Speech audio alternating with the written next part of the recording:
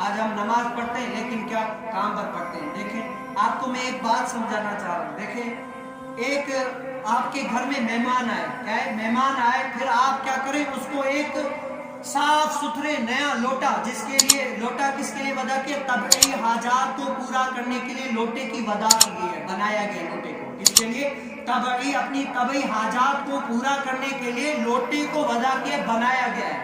تو اگر کوئی آپ کے گھر مہمان آئے, آپ کیا کریں, صاف ستھرے لوٹے میں اس کو پانی پینے کے لیے پیش کریں, وہ خوش ہوگا, کیا کہے گا, یار تمیز نہیں ہے, میں تمہارے پاس مہمان بن کر آیا ہوں, تمہیں شرم نہیں ہے, میری ایسی بےعزتی کرتے ہو. لوٹے میں آدمی طبعی حاجات پوری کرتا ہے, پیشاب کے لیے جاتا ہے, تم مجھے پینے کے لیے پانی اس میں دے رہے ہو, تو خوش ہوگا.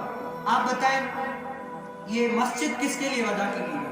نماز تو آدمی کہیں بھی ادھر ادھر ہر جگہ پڑھ سکتا ہے, لیکن مسجد کی ایک وضع ہے, بنایا کیوں گیا ہے بھائی؟ اگر ہر کوئی جہاں بھی گھر پر ادھر ادھر نماز پڑھ سکتا ہے, تو بتاؤ مسجد بنانے کا ایک فائدہ کیا ہو؟ جس طرح وہ لوٹے مہمان کو آپ لوٹے میں پانی دیں گے, وہ خوش نہیں ہوگا, تو بتاؤ اللہ عز و جل خوش ہوگا کہ یار میرا گھر غیر آباد پڑا ہے اور وہ وہاں پر نماز پڑھ رہا ہے, خوش ہوگا.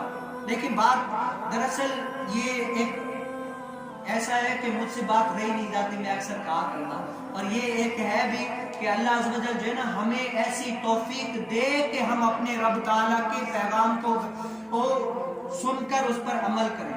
صرف امام